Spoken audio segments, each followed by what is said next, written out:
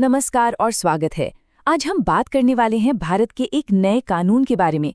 एक ऐसा कानूनी कर्तव्य जो अब हर नागरिक पर लागू होता है। ये है कुछ खास अपराधों की रिपोर्ट करने की अनिवार्यता, यानी कि कंपल्सरी रिपोर्टिंग। तो चलिए एक सीधे से सवाल से शुरू करते हैं। मान लीजिए किसी के सामने कोई अपराध होता है, तो क्या उसकी रिपोर्ट करना एक कानूनी जिम्मेदारी है? पहले इस पर शायद थोड़ी दुविधा थी, लेकिन एक नए कानून के आने से इस सवाल का जवाब अब बिल्कुल साफ हो गया है। और इस सवाल का जवाब मिलता है एक नए कानून में, जिसका नाम है भारतीय नागरिक सुरक्षा संहिता 2023। और सुनिए, ये कोई छोटा मोटा बदलाव नहीं है। ये कानून और व्यवस्था में हर नागरिक की भागीदारी को एक तरह से दोबारा लिख रहा है। इस कानून के अंदर हम खास तौर पर बात कर रहे हैं सेक्शन 33 की। यही वो सेक्शन है जो पूरे गेम को बदल देता है। ये साफ साफ कहता है कि अब जनता सिर्फ एक दर्शक नहीं है, ये कोई सलाह या सुझाव नहीं, बल्कि एक साफ निर्देश है। तो इसका मतलब क्या हुआ? मतलब साफ है। अब कुछ अपराधों की जानकारी होने पर उसकी रिपोर्ट करना सिर्फ एक नैतिक काम नहीं, बल्कि एक कानूनी मजबूरी बन गया है। यानी अब चुप रहना आसान विकल्प नहीं होगा। अब अगला सवाल जो दिमाग में आता है वो ये है कि आखिर किन अपराधों की बात हो रही है? क्या हर छोटी मोटी घटना की रिपोर्ट करनी होगी, या फिर इसमें कुछ खास अपराध शामिल हैं? चलिए इसको थोड़ा और गहराई से देखते हैं। कानून ने एक लंबी लिस्ट दी है, लेकिन उसे समझने की आसानी के लिए हम उसे 7 मुख्य कैटेगरीज में बांट सकते हैं। और ये 7 कैटेगरीज ही इस कानून के दायरे की विशालता दिखाने के लिए काफी हैं। तो देखिए इसका दायरा कितना बड़ा है। इसमें मानव शरीर से जुड़े अपराध हैं, किडनैपिंग और जबरन मजदूरी जैसे गंभीर मामले भी हैं। फिर आते हैं स्टेट के खिलाफ अपराध, जाली करेंसी से जुड़े मामले, और यहाँ तक कि सार्वजनिक शांति भंग करने वाले अपराध भी। पब्लिक हेल्थ और सेफ्टी से जुड़े अपराध और चोरी की संपत्ति से जुड़े मामले भी इसमें शामिल हैं। तो आप देख सकते हैं कि ये लिस्ट कितनी व्यापक है। लेकिन ठहरिए, क्या होगा अगर किसी के पास रिपोर्ट न करने का कोई वाजिब कारण हो, कोई मजबूरी हो? क्या कानून इस बात का ध्यान रखता है? हाँ, बिल्कुल रखता है।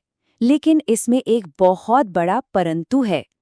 कानून में एक रीजनेबल एक्सक्यूज यानी उचित कारण का जिक्र है। ये एक तरह का बचाव है, लेकिन यहाँ पर एक पेंच है।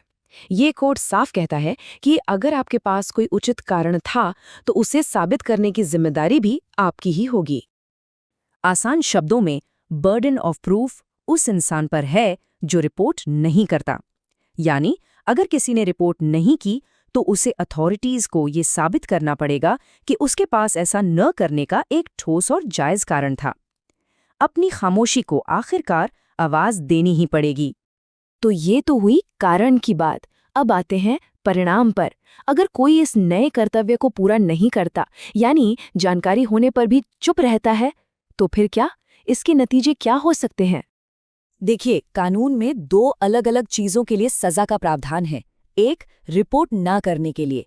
ये भारतीय न्याय संहिता के सेक्शन 248 के तहत दंडनीय है।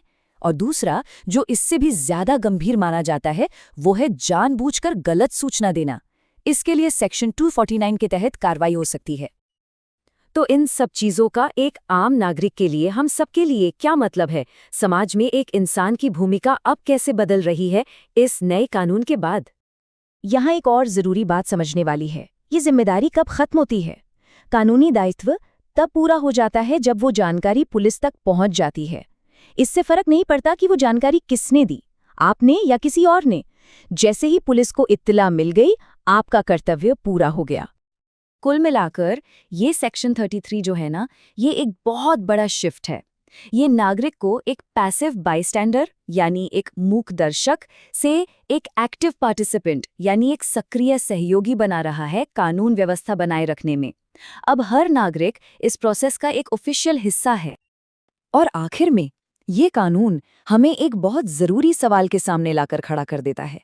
एक तरफ है नागरिक कर्तव्य और दूसरी तरफ है व्यक्तिगत सुरक्षा।